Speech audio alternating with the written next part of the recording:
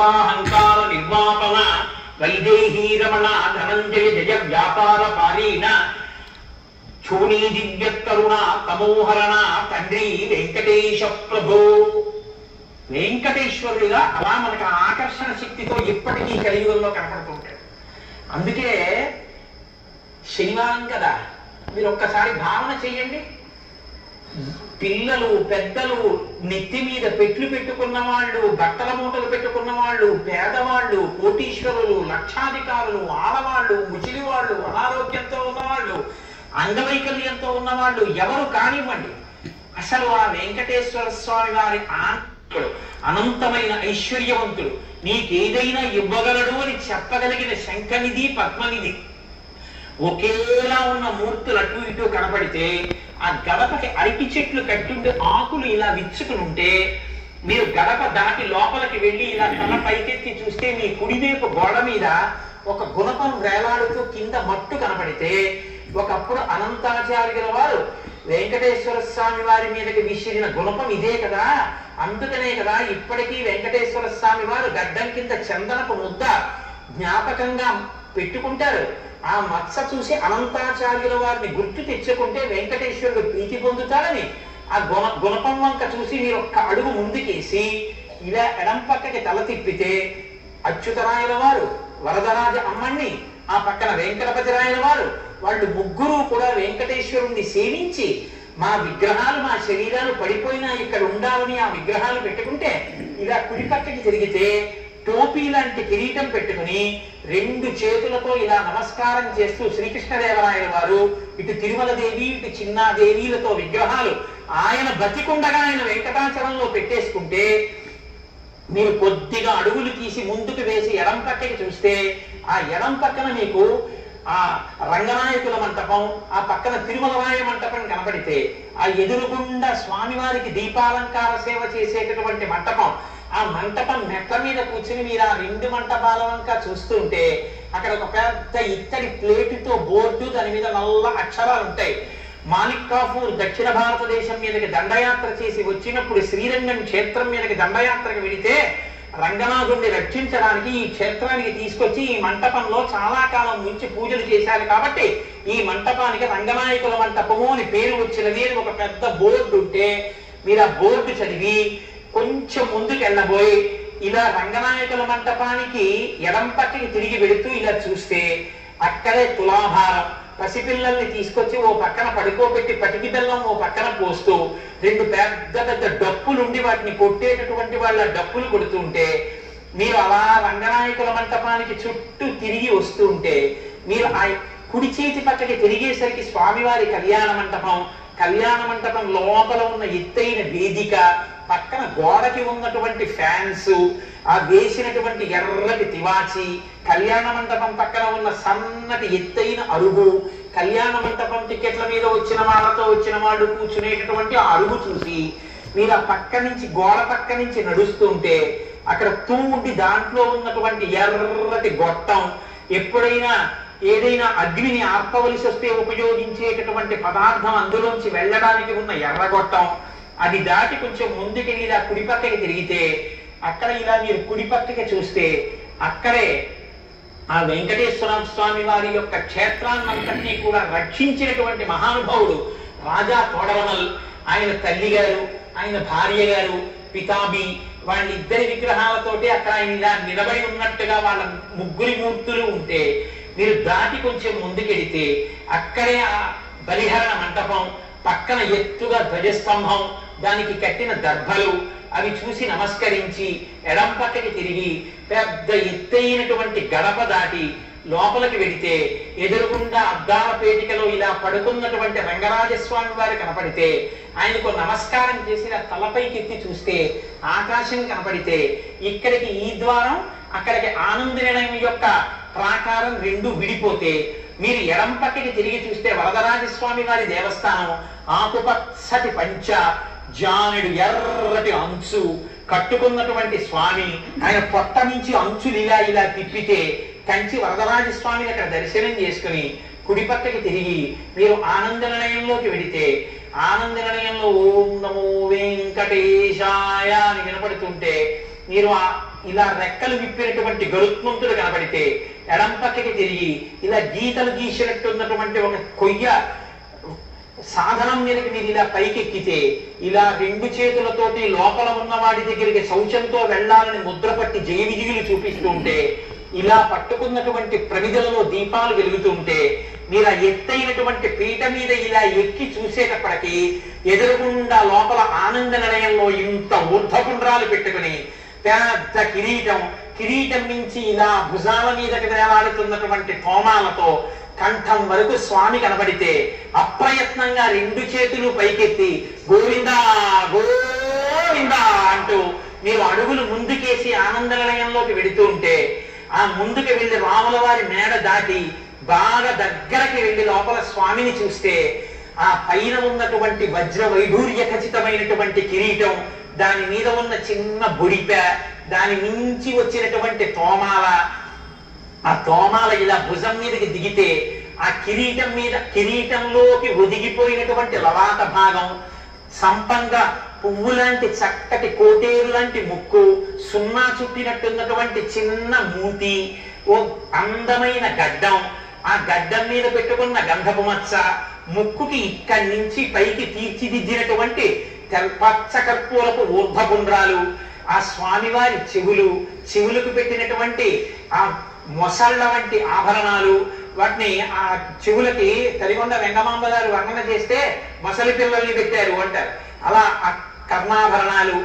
ఆ స్వామివారిని కిందకి చూస్తే చక్కటి భుజాలు, ఆ కుడి చేతిలో పట్టుకున్నటువంటి చక్రం, ఎడం చేతిలో పట్టుకున్నటువంటి శంఖం, విశాలమైన వక్షస్థలం, శ్రీదేవి భూదేవి వాళ్ళకి చుట్టినటువంటి తెల్లటి పుష్పమాలలు, ఆ కిందకొస్తే సన్నగా ఉన్నటువంటి నడుం, కొద్దిగా అమ్మవారిలా ఇలా నడుం కొద్దిగా వంగినటువంటి స్థితి, ఆ సన్నటి నడుము కిందకి చూస్తే బలిష్టమైనటువంటి తొడలు, ఒక చెయ్యి ఇలా పెట్టి అందరికీ అభయం ములిచ్చు చేయి కందువకు మంచి బంగారు చేయి, వజ్రవైఢూర్యాలతో మెరిసిపోతున్నటువంటి ఆ హస్తం, కట్టుకున్నటువంటి పెద్ద పట్టంచు పంచ, దాని మీద వేలాడుతున్నటువంటి పుష్పహారాలు, పెద్ద పెద్ద వజ్రవైఢూర్య సహితమైనటువంటి హారాలు, అష్టలక్ష్ములతో పెట్టుకున్న పెద్ద వడ్డానం, బలిష్టమైనటువంటి తొడలు,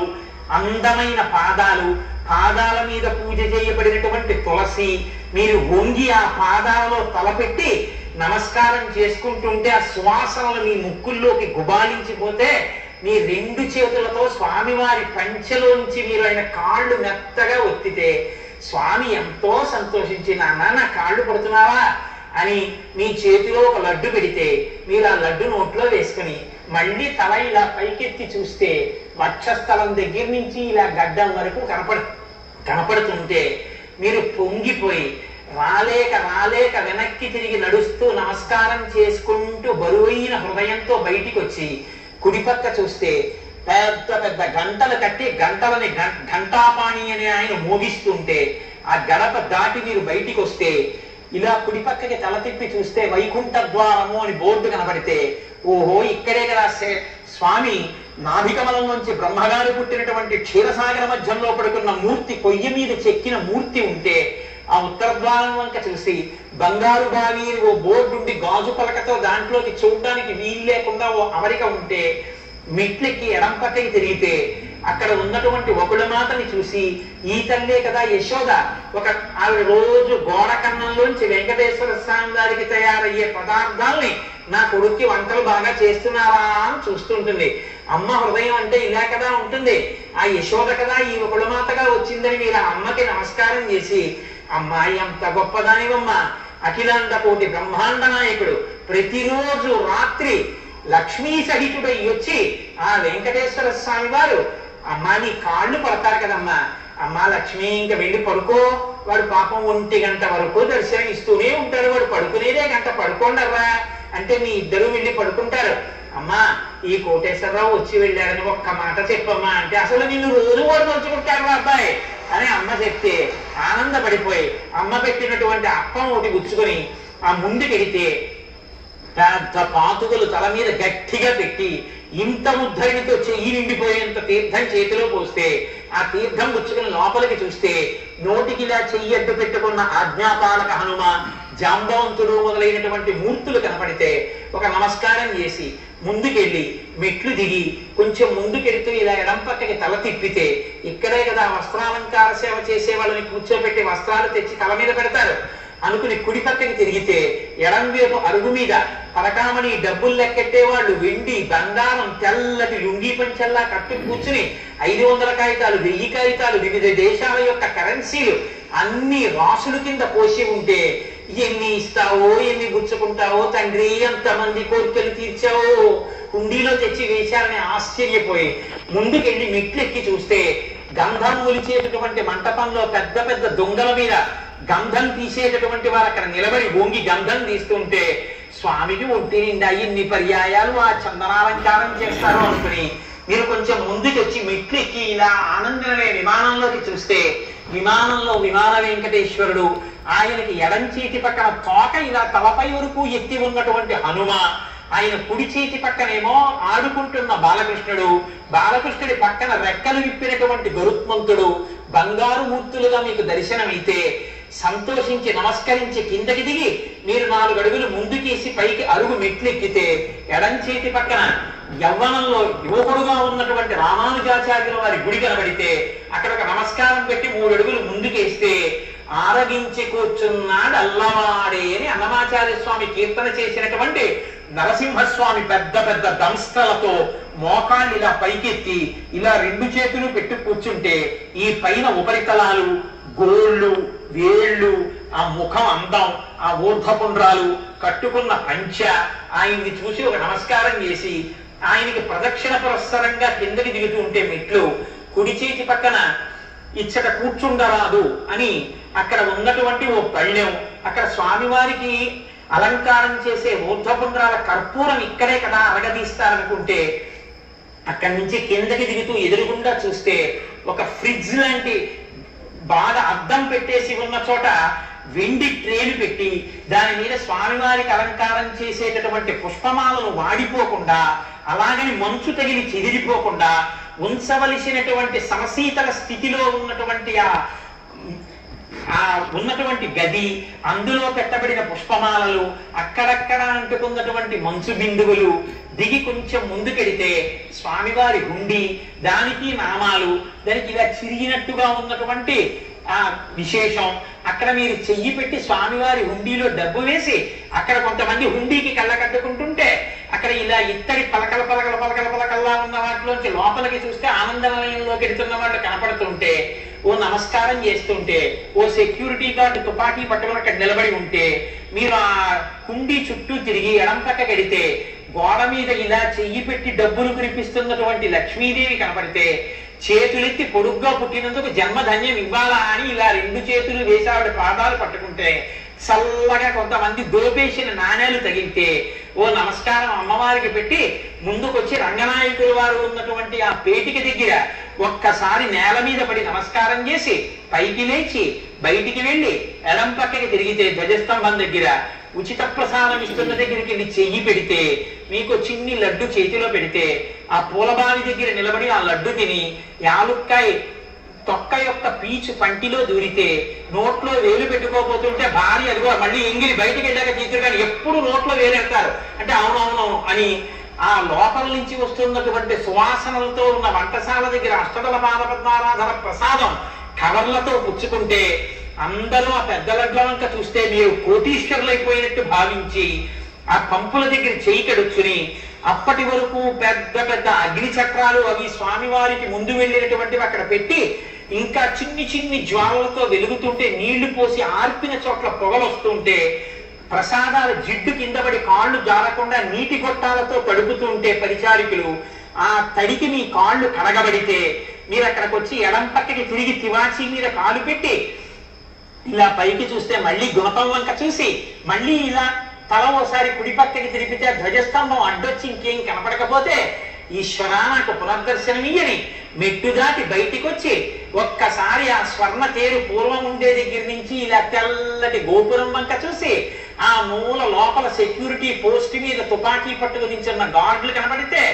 ఈశ్వర ఇటువంటి రక్షణలు ఏవీ అవసరం లేకుండా నీ దేవాలయంలోకి ఏ చెకింగు అవసరం లేకుండా భక్తులు హాయిగా వెళ్ళగలిగిన రోజు తొందరగా వచ్చేట్టుగా అనుగ్రహించు తండ్రి అని ఒక నమస్కారం చేసి మీరు సంతోషంగా వస్తే ఇప్పుడు వాడు మిమ్మల్ని ఆకర్షించేశాడా లేదా? ఎన్ని గంటలు మీరు ఉన్నా క్యూలో ఆ చూసేటప్పటికి మీరు ఎంతో ఆనందపడిపోయి అబ్బబ్బబ్బా ఏమి దర్శనం అని ఆనందం పొందితే అదే అతీవ ప్రియదర్శనం. ఆ లాగేసిన ఆకర్షణ శక్తి ఉందే దానికి అతీవ ప్రియదర్శనం. దానికి వృద్ధుడు స్త్రీ పురుష పండిత పామర కుల మత వర్ణ వర్గ విచక్షణ లేకుండా లాగగలిగిన ఆకర్షణ శక్తి రాశీభూతమై వెంకటేశ్వరుడైతే అదే రామచంద్రమూర్తి